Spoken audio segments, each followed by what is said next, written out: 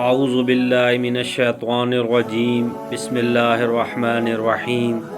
محترم سامعین، السلام علیکم ورحمۃ اللہ وبرکاتہ۔ حضرت ابن عمر رضی اللہ تعالی عنہ سے مروی ہے کہ ایک شخص رسول اللہ صلی اللہ علیہ وآلہ وسلم کے پاس آیا۔ اس نے عرض کیا، یا رسول اللہ، دنیا نے مجھ سے پیٹھ پھیر لی ہے اور مجھ کو دنیا نے چھوڑ دیا ہے۔ حضور صلی اللہ علیہ وآلہ وسلم نے فرمایا، تجھ سے صلاۃ ملائکہ یعنی فرشتوں کی دعا جس کی بدولت انہیں رزق دیا جاتا ہے کہاں گئی؟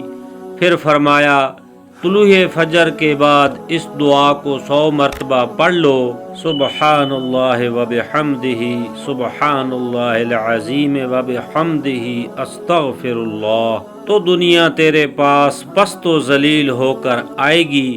پھر وہ شخص چلا گیا اور عرصہ تک نظر نہیں آیا۔